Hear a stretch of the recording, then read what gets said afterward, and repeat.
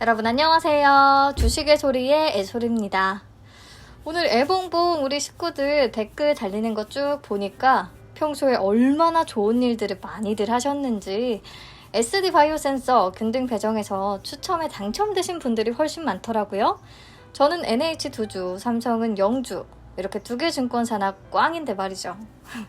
아무튼 다들 좋은 결과 있었으니까 이제 상장일의 주가만 잘 가주면 되겠습니다. 이번 영상에서는요, 내일 청약 시작되는 큐라클의 수요 예측 결과 같이 살펴볼게요. 어제 영상에서 제가 큐라클의 성장성에 높은 점수를 주기는 했는데요. 수요 예측 결과를 보니까 청약이 좀 망설여지기는 합니다. 경쟁률부터 같이 확인해 보시죠. 1219.27 대 1을 기록했는데요. 애매한 수준입니다. 아주 낮지는 않지만 그렇다고 높지도 않아요. 2021년 평균치보다는 다소 낮은 수준입니다. 그래도 신청 가격 분포표는 조금 긍정적인 결과를 보여주긴 했는데요. 밴드 상단 가격인 25,000원 이상을 제시한 비율이 미제시를 포함해서 사실상 100% 전부였고요. 초과 비율도 63.44% 정도 됐습니다. 밴드 중간값과 하단을 적어낸 기관 투자자는 한 곳도 없었어요. 네, 그래서 확정 공모가는 25,000원으로 상단에 결정이 됐습니다. 바뀐 내용들만 쭉 확인을 할게요. 공모가가 25,000원으로 확정이 됐기 때문에 총 공모 금액은 약 533억 원, 예상시 총 약 3,341억 원 정도가 되겠고요. 일반 청약자 물량은 25%로 확정됐습니다. 53만 3,333주. 나머지 75%는 기관 투자자에게 모두 배정이 됐어요. 네, 청약은 삼성증권과 NH투자증권 두 군데서 가능하고요. 중복 청약 가능합니다. 넘어가서 의무 보유 확약 비율. 모든 IPO가 다 마찬가지지만 큐라클은 의무 보유 확약 비율이 정말 중요했어요. 제가 어제 유통 가능 비율과 금액이 굉장히 높다는 부분, 이게 가장 눈에 띄는 큐라클의 단점이다 라고 말씀을 드렸잖아요. 그렇기 때문에 의무 보유 확약 비율이라도 조금 높으면 유통 가능 비율 그리고 금액 조금이라도 낮출 수 있으니까 의무 보유 확약 비율이 좀 높았으면 좋겠다라고 생각을 했거든요. 하지만 역시 제가 바라는 대로 되면 재미가 없죠. 네, 신청 수량 기준으로 7.23%밖에 안 되고요. 그래도 그나마 15일, 1개월, 3개월 이렇게 고루 포진되어 있다는 부분은 다행인 것 같습니다. 아무튼 중요한 건 총 수량인데 총 수량이 별로 없어요. 그러니까 기관 투자자들이 의무 보유 확약을 신청할 만큼 그 정도의 큐라클에 대한 확신은 없었다라고 봐야겠죠. 그리고 보시면 오비고 때와 마찬가지로 기존에 거래 실적이 있었던 해외 기관 투자자들은 전부 미확약했습니다. 얘들은 규정이 바뀌지 않는 한 웬만하면 의무 보유 확약은 안 할 것 같아요. 치고 빠지기 하는 거죠. 뭔가 제재가 필요합니다. 너무 불공평해요. 아무튼 외국인들은 의무 보유 확약을 거의 하지 않았다는 거 확인하시고요. 네, 그래서 비교해서 보겠습니다. 의무 보유 확약 비율이 오비고의 7.68%보다 조금 낮은 수준이에요. 쭉 앞으로 내용을 보시면 오비고와 큐라클 닮은 부분이 꽤 많거든요. 그래서 내일 오비고가 상장을 할 텐데 아마 오비고의 상장일 성과가 큐라클 청약에 영향을 미치지 않을까 싶습니다. 네, 그리고 상장 직후에 유통 가능한 물량은 40.94%나 됩니다. 금액으로 계산하면 1,368억 원 규모거든요. 이게 저는 정말 좀 끔찍한 것 같아요. 그리고 특히 기존 주주의 물량이 24.98%나 된다는 거. 기존 주주들은 대부분 공모가 대비해서 훨씬 낮은 가격으로 주식을 보유 중일 것이기 때문에 상장 직후에 매도 가능성 높기는 합니다.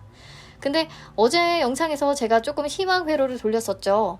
기존 주주들 중에서 자발적으로 의무 보유 확약을 신청한 주주들이 꽤 많았고 요건 상장 직후 바로 엑시트를 노리기보다는 비교적 장기적인 관점에서 조금 지켜보려고 한다라는 의미로 볼 수 있기 때문에 24.98%에 해당하는 기존 주주들 중에서도 당장에 팔지 않고 좀 지켜보려는 분들이 계시지 않을까라고 개인적으로 생각하기는 했는데요.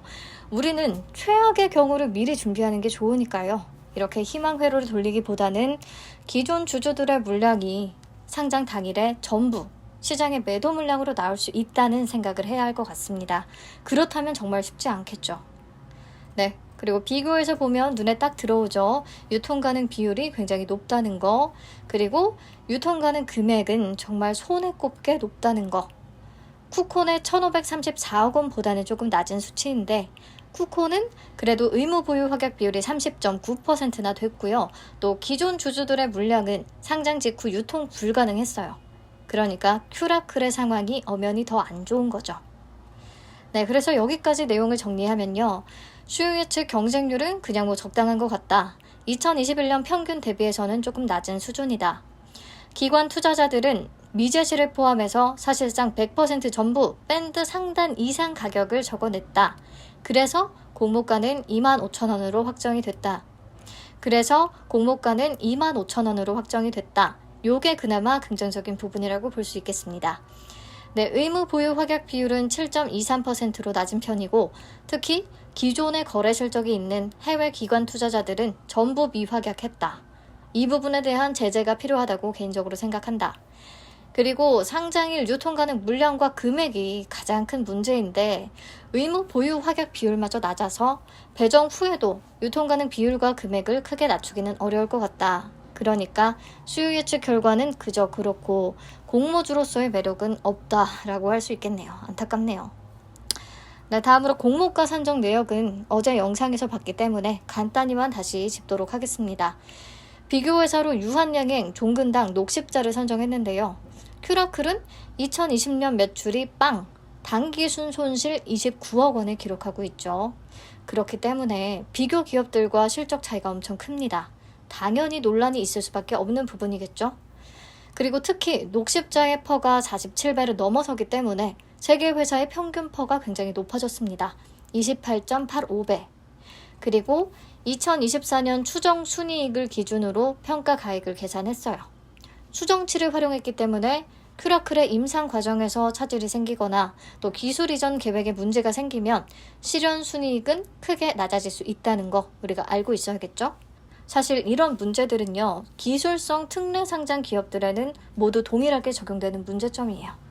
네, 아무튼 그래서 2024년 추정 당기 순이익을 25% 할인율로 할인해서 현재 가치로 끌어왔고요. 여기다가 적용 주식수로 나눠서 주당 순이익 1,177원을 도출했습니다.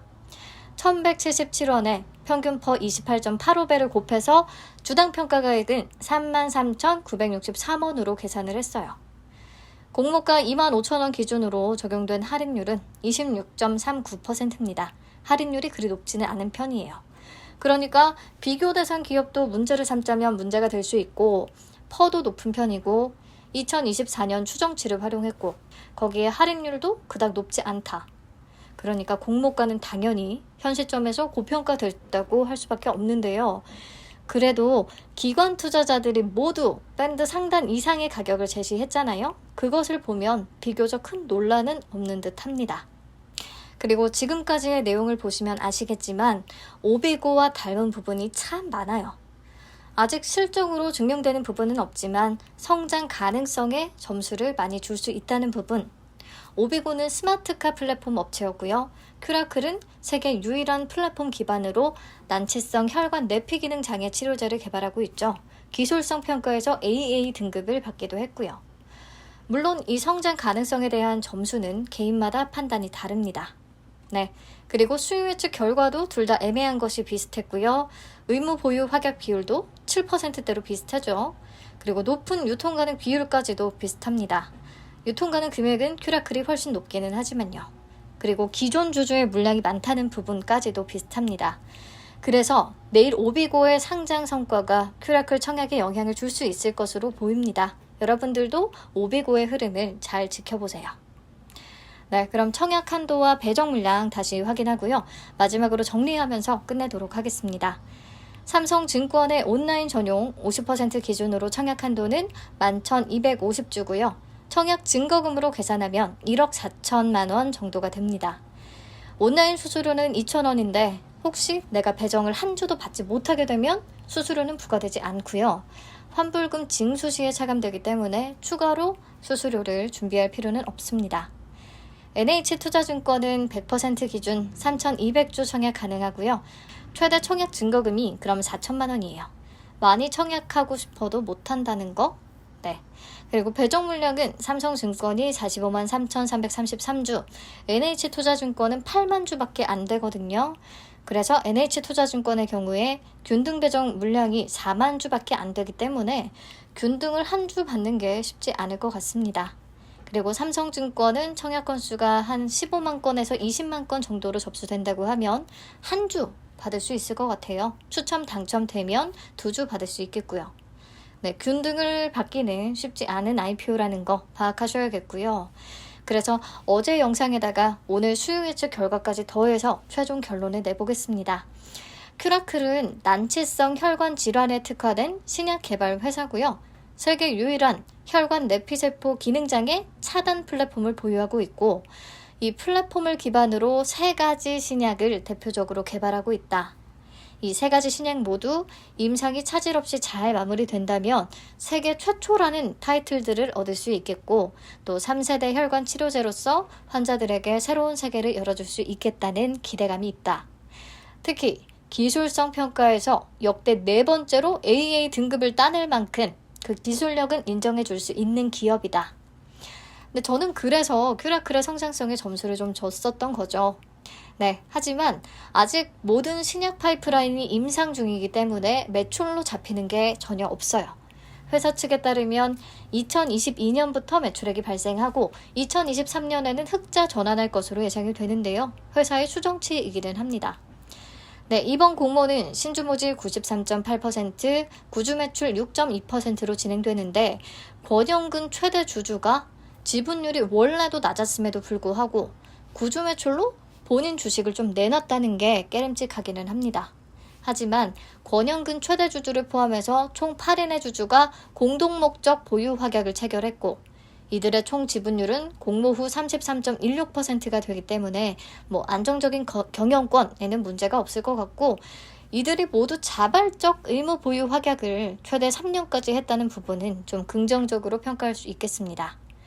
네, 그래서 그냥 회사 내용만 놓고 보자면 앞으로를 봤을 때 괜찮아 보인다, 성장할 수 있겠다 싶기는 했는데요. 오늘 수요 예측 결과가 영 좀 그래서 이 공모주로서 접근하는 게 좋을지에 대해서는 판단이 잘 서지는 않습니다.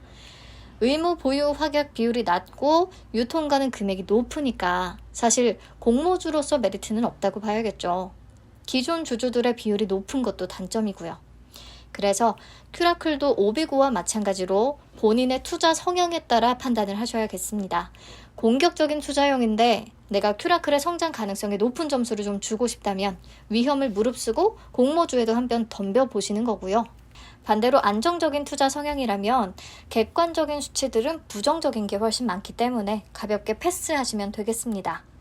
물론 상장일의 성과는 아무도 예측할 수 없어요. 하지만 경험상 의무 보유 확약 비율이 높을수록 좋고, 또 유통 가능 금액은 낮을수록 성과가 좋은데 큐라클은 딱 반대니까요.